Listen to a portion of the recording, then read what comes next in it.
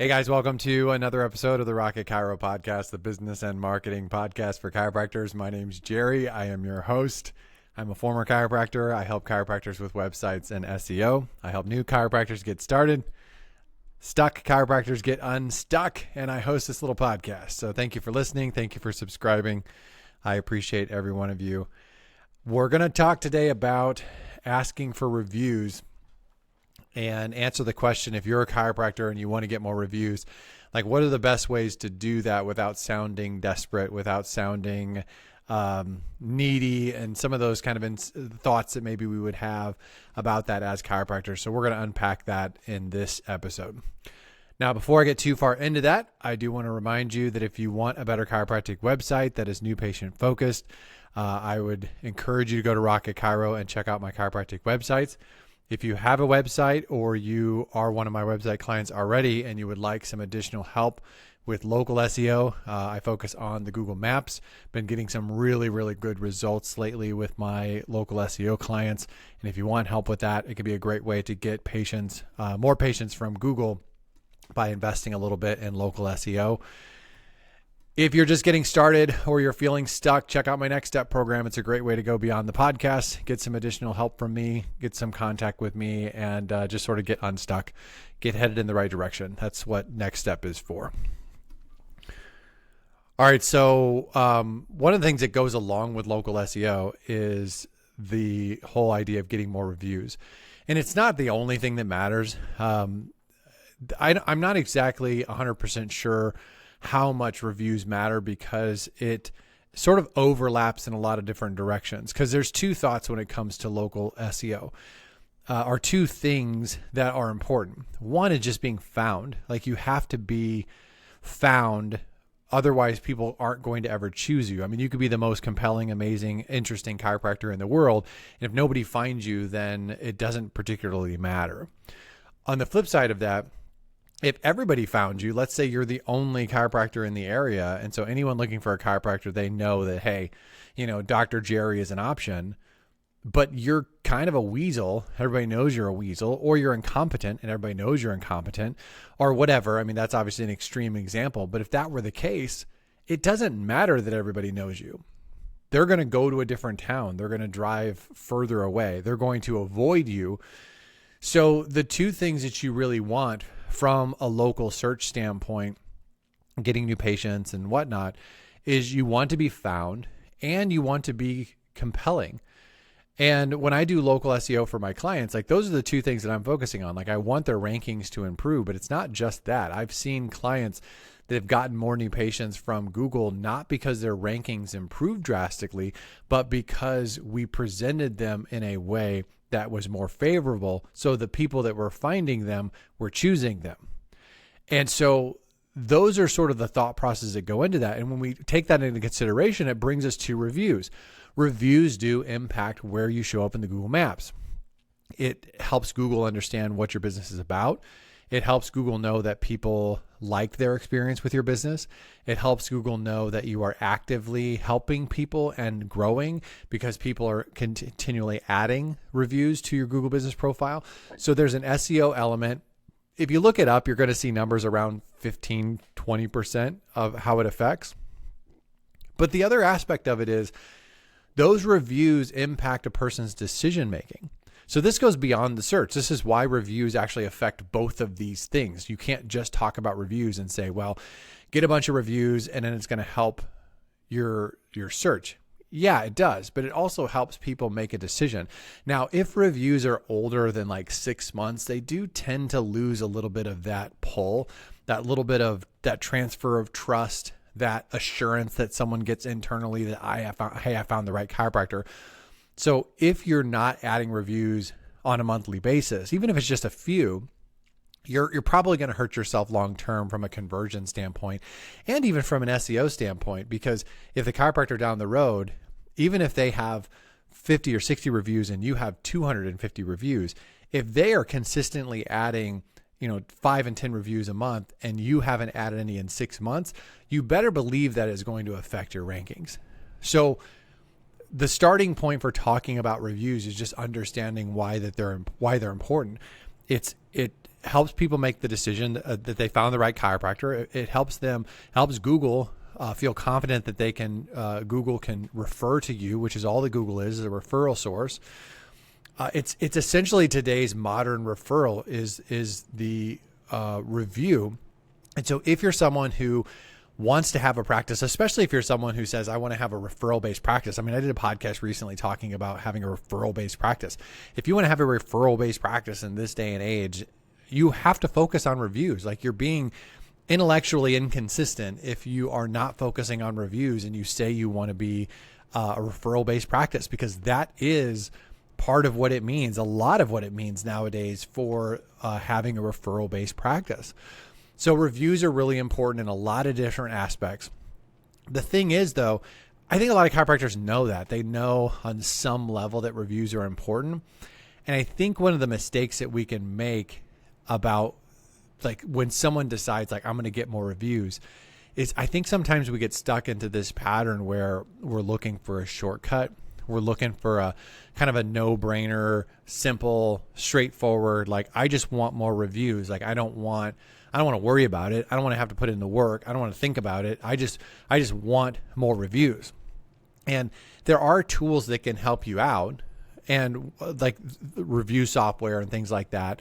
And even reputation management services and stuff, which I've done for clients. Like, that's something I'm okay with. But you have to understand that really getting reviews is about a lot of elbow grease. It's a lot about what happens on your end, even if you're using services and even if you're using tools and even if you're using automation to get more reviews. If you're not doing the stuff on your end that matters, those things become very inefficient. And I guess that's sort of my way of saying, if you're looking for a shortcut that just doesn't require any sort of effort or energy or change on your part, and you could just throw money at it or hire someone to do this and it's going to all be fixed, you're probably thinking about reviews wrong. Reviews are very relational, and they come out of your relationship and out of doing a certain things consistently well.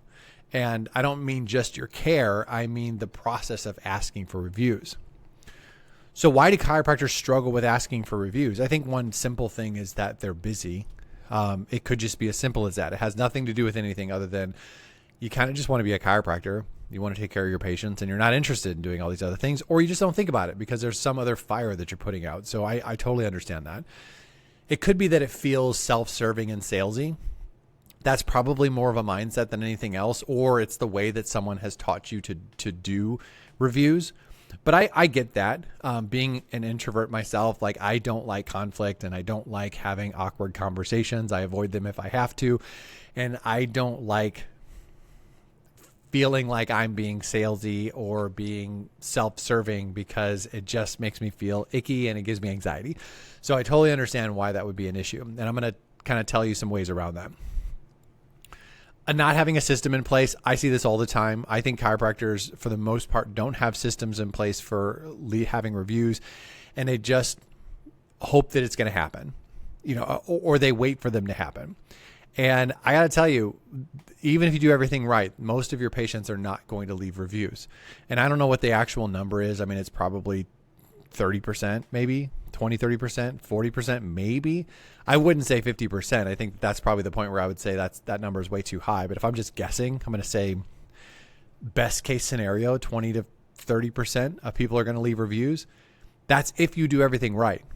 If you're sitting around just waiting for people to leave reviews, that number drops down into single digits. And so having a plan, having a system in place, or even paying for reputation management or using some sort of review software or something like that, what you're really trying to do is maximize the most out of that 20 or 30%. You're trying to get 100% of that 20 or 30%, which is sort of a nerdy numbers way of saying it. So let's talk a little bit about a mindset shift when it comes to reviews. Because if you've ever struggled with the idea of I just feel salesy or feel self-serving, then you have to kind of reposition your brain and just understand that the reviews that you're asking for are your way of helping other people.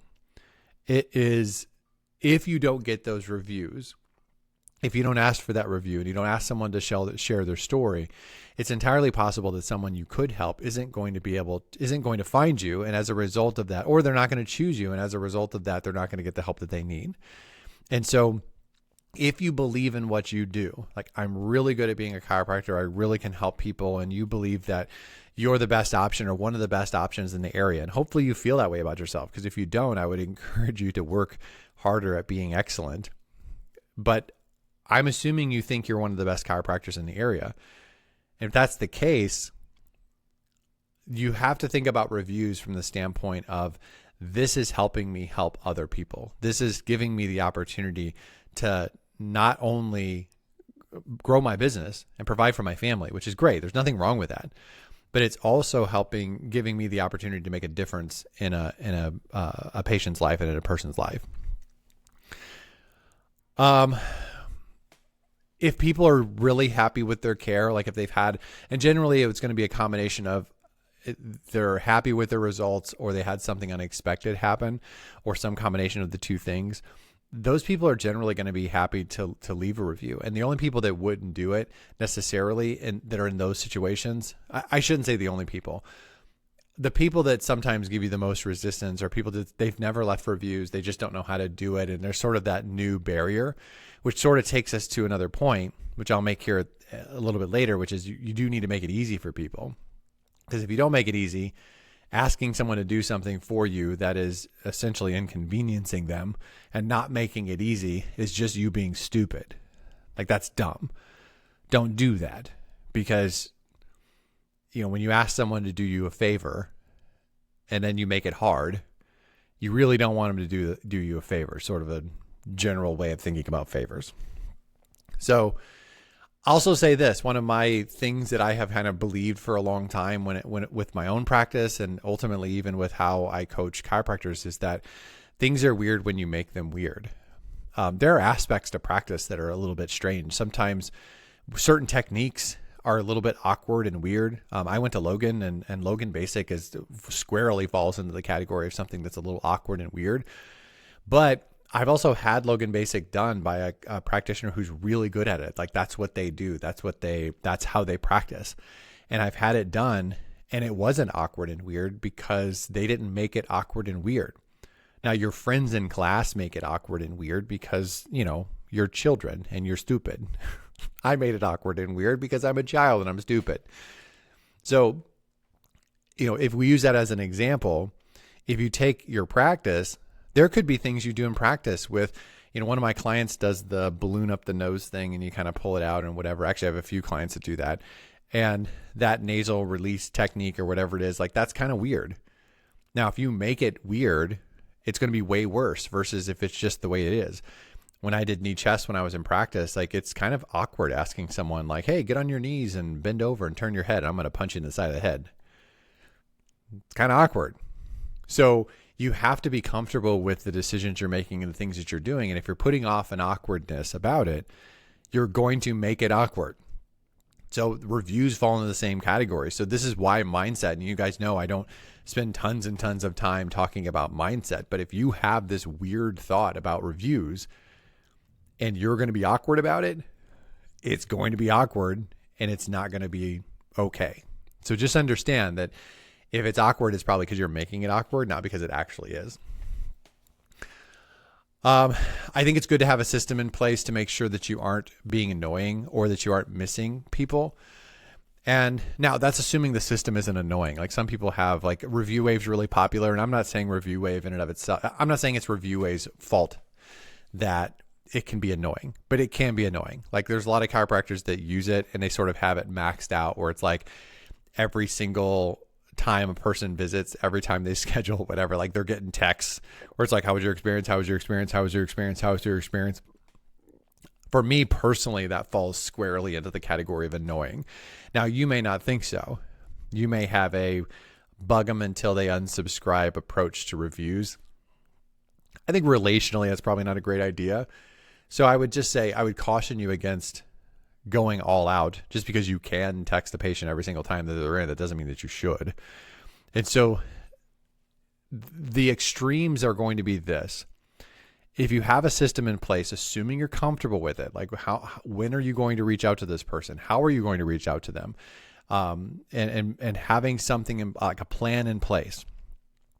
If you have a plan in place that you're comfortable with, what that assures is it assures that people don't get missed. Oh, we forgot to ask, because that's one extreme. And the other extreme is we forgot we did ask already 10 times and we're harassing this person. Because you never want to turn a positive experience into a bad experience because you're bugging people, because that can happen. So just be aware of that. So the system should be there to guard you against those extremes. If the system is harassing people all the time, dial it back a little bit, because I know you can, at least with ReviewWave, I know you can kind of dial it back. And I don't know all the settings because I'm not a ReviewWave expert. I've never actually used it. I just have talked to a bunch of people who have used it, and I know that it can kind of be annoying sometimes. Probably not their fault. It's probably the settings. So last thing I'll say is this, as far as mindset goes, is you shouldn't be afraid of negative feedback. Sometimes chiropractors really obsess about like they're trying to make sure that I only want to ask people that are having a great experience and have a positive day and you should take advantage of those. And people have a good experience when they have a positive day and they're like super excited. Like those are like, hey, that's low hanging fruit. Take advantage of it. Ask for a review. But having a system in place where it's like, hey, when we do a reeval, we ask people for reviews, or on their X number visit, we ask for a review, or we're using a reputation management service, and every month or two or so we reach out to people. Every once a quarter we reach out to people. You shouldn't have to worry about getting negative feedback, because first of all, some people are crazy. And those people are going to leave negative reviews no matter what, because they're crazy. It's entirely possible there's a misunderstanding. I've seen this happen with some of my clients. Like one of my clients a couple of years ago had a person that had a really negative experience. And probably because, I'll admit my client he doesn't have the greatest bedside manner. Like he can be very blunt, which if you're thin skinned, you're probably not going to like him as a chiropractor. And this person had thin skin and left a negative review. And then this person went and got like a bunch of their friends to leave a bunch of negative reviews too. And so it's like, but you could actually respond to those in a way, and this is a whole different conversation about how to respond to negative reviews, but you could respond to those in such a way that the average person can read this and say, this person's being a Karen, like this person's crazy. And it doesn't actually negatively affect you. So the crazy stuff, oftentimes the person you want to attract as your patient, who probably is going to read the negative stuff, could read that and say, this seems like someone who's being picky, someone who's being ridiculous. On the flip side of it, if you did mess up, it's good to know you messed up. I don't think it's good to live in a world where everyone agrees with you and everyone compliments you constantly. Like I like compliments. I like to be told I did a good job. But if I mess up, like, don't you want to know that you messed up? Like, don't you want to know that if you have a blind spot, that someone that you find out about it, like, and negative reviews can do that. It's hard sometimes, I think, to read that and go, okay, there's something there. Because oftentimes they're written in a way that it's maybe unfair, but there can be something there. And I think the bottom line for all of this is just don't be afraid of that. And I'll tell you this, having worked with a lot of chiropractors, most chiropractors don't get negative reviews all the time. It's usually really, really rare. And more often than not, it's a misunderstanding. And so I wouldn't be afraid of negative reviews. So if there's something in you that's sort of saying like, I don't want to get a bad review, and that's keeping me from asking or putting a system in place or reaching out or being more aggressive with reviews, then I would say, one, you're probably thinking about it wrong. And two, if you aren't thinking about it wrong, like you are getting there's a danger of you getting negative feedback, you should really look at what you're doing and stop acting in a way that would get you negative feedback. And I'll say this about this, and then we'll kind of move on. I had a guy that reached out to me about doing reputation management, and this was years ago. This wasn't recent. And I looked at his stuff, and there was negative reviews. He had a lower rating than what I typically see with chiropractors. I went through his stuff. I was reading his stuff. I was reading the reviews, and I came to the conclusion this chiropractor needs to change what they're doing. Like this chiropractor needs to, and they were not being honest with themselves. They were just blaming the patients, and it was just this and it was that. And I never ended up working with the chiropractor because the chiropractor didn't want someone to say, hey, like my job, if you want me to get you more reviews, my job is not to get you more positive reviews and to filter out negative ones. My job is to get you more reviews. But if you're doing things that's upsetting people, you're going to get more negative reviews by hiring me. He didn't want that. He wanted to continue to do things that he probably shouldn't do. And he wanted someone to help him get positive reviews and disregard the negative stuff because he didn't want to hear anything negative. That's not a good way to practice. That's not a good way to be as a human. You're not going to grow if you don't ever know. I'm a poet and didn't know it. So don't be afraid of negative reviews. Negative feedback, negative reviews. Okay, so what actually works? There's no secret to reviews. There just isn't. I mean, I'm assuming you're doing good work. I'm assuming that. And if you're not doing good work, do good work. You guys hear me on the podcast all the time talk about excellence. Be excellent. Be great at what you do. Like chiropractors are awesome. They're more awesome when they do awesome work. Like be awesome. But here's going to be here's your recipe. Make it normal. So reviews should be a normal part of your practice. Like you bring it up early, having posters, having information on the walls, asking for reviews, having QR codes, publicly thanking people that leave reviews, like sharing reviews on your social. Make it normal. And I could do a whole podcast. I could do multiple podcasts about that, but make it normal. If you ask somebody for a review and that's the first time that thought has ever crossed their mind, they never even heard of the idea, then you have not made it normal. Creating an environment where reviews are part of the culture is incredibly important. And if you are paying someone to do reputation management or using software and everything else, and you're not creating a culture of reviews, you're spending a lot of money to get less results.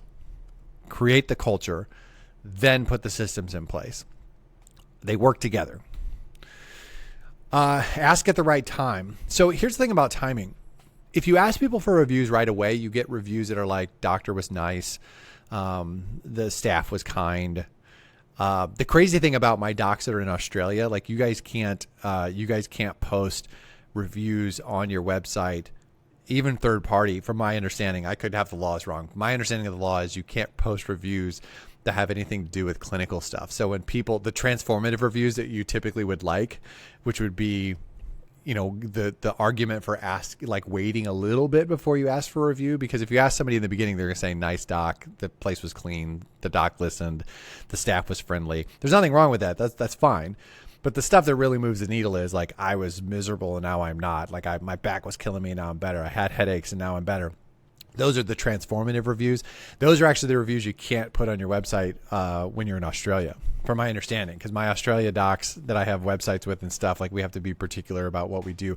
Most of them we don't put reviews on there at all. But I believe if you have those reviews that say the doc is nice and the staff is nice, the place is clean, the parking was ample, I believe you could actually put those on the review or on the website if you wanted to. I don't know how much they move the needle, so typically we don't. But I got sidetracked on Australia. What I would just say is that timing matters. And if you ask people early, you tend to get more shallow reviews. If you give it a little bit of time, you tend to get better reviews, assuming you're doing a good job. So just be aware of that. If someone praises you, take advantage of it. Like it's ridiculous not to. Even if you have a schedule in place where it's like after, their 5th visit or 10th visit or on their reeval or whatever, like you could have a schedule, but as soon as someone says like, oh my gosh, I'm so glad I found you. I'm feeling so much better. Like, hello, someone has just put the ball on the tee. They've given you the bat and they're letting you swing, like hit the ball. That is low hanging fruit. So make it about others. Like, don't ask people, don't use language like, we really just need reviews. We really want to grow.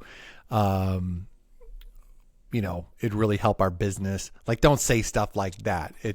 You're trying to, help more people. Like that's the way it should be communicated. You and I, as chiropractors and small business owners, like we can talk about reviews a little more nuance when it comes to patients. Like you're asking to help more people. Like, hey, it would really help if you shared this online, other people will see it, and it helps us get the opportunity to help more people. That's sort of the way that you want to communicate that.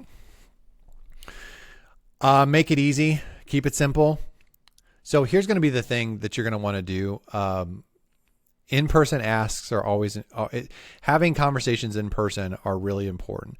Whether you're just introducing the concept to somebody when you're like, it could be their second or third visit where you're just like, hey, we periodically ask people for reviews. Like once, you may get a text from us, or if you're doing software, or you could say, we'll occasionally ask people for reviews. Once you start feeling better, we'll probably at some point maybe ask you for a review. Not, don't worry about it right now, but just letting you know. You could introduce the concept without asking for a review. Those in-person conversations. And when someone says, hey, I'm having a great day, you saying, hey, would you leave a review? Really, really important. So don't remove the in-person element to getting reviews. Even if you're using software or sending out texts or whatever, like make sure that in-person thing is still there. Things like review links in text, QR codes. You could have a sign on your front desk. You could have a sign on your front door. As a person leaves, you can make little review cards that have a QR code on it where they could scan. It just says review us. I like review cards. I usually make them for my local SEO clients where it'll have like their office logo on it. It'll just say review us or tell your story. And the cool thing about those is if a person says like, oh, doc, I'm feeling so much better today, you could pull that card out and just be like, hey, would you share your story? Here's a card. Just scan it. It'll take you right there. So those things are really beneficial. Like I said, short links. And I'll give you a tip with the links. If you're going to share a link in an email or a text, share the link that is on your Google Business profile. So if you go to your Google Business profile, it'll have a thing toward the left that says ask for reviews. That's the link. There's a link that's there. That's the one you want to share. And there's also a QR code that's on that too, that you could copy and put onto a card or a sign or something like that. That's the link you want to use. You don't want to just send them to Google or send them to your, don't make it a 5-step process when it could be a 1-step process. That's what I'm saying. Nothing wrong with automation. Just make sure it's not too much. So that sort of thing. So ask in person, short texts, or short links and QR codes, and texting and emailing people. Texting works way better than email, by the way, unless somebody's super old and they don't text, which is odd. Texting works way better than email. Email's almost not worth doing in this case, but if somebody uses email a lot and they know you're sending them the link, then you can email them. It's perfectly fine. Also, you can get your staff involved. If you have stuff like the QR code that's on your front desk, or you have those review cards, your staff should be prepared when that person goes up there, their visit's done, and they're saying, oh, I'm so glad I found Doc. Doc is awesome. The patients will tell your staff stuff that they won't tell you or just don't tell you. Your staff should have that same mentality where it's like, man, they just heard something positive. They're ready to like ask for that review. Hey, would you share that online? That helps us help more people. Doc would really appreciate it. Here's the review card. Scan this QR code, whatever that is. Like your staff should be on board with that as well. All right, what not to do. Don't beg or guilt trip people. Don't offer discounts or incentives. Those are against Google's policy. So don't do years ago, you used to be able to do raffles and things like that. Leave a review and you get a ticket for a raffle. Those things used to be fine. They're not anymore. Google has specific policies about incentivizing people. Don't make them feel like they owe you. They might feel like they owe you, but just that shouldn't come from you. And then I already said this before, don't say things like, we really need reviews, or we're desperate to grow. We need to grow our business, that sort of thing. Last thing is just be consistent. Like once you have a plan in place, once you have you got some QR codes, you got the review things, you got a texting plan, you got reputation management service or somebody that's helping you send out texts. You have a software like Review Wave or whatever. Like once you have stuff in place, then you start executing that plan and you just be consistent. It's about consistency. It's about a culture of reviews. It's about making it easy. It's about making it normal. And it's about doing it from now until the end of time. And I've had some clients ask me in the past, like, at what point do we kind of rein it in? Because if they got 250 reviews and everybody else in the area has 30, like at what point do I stop? Is it like enough?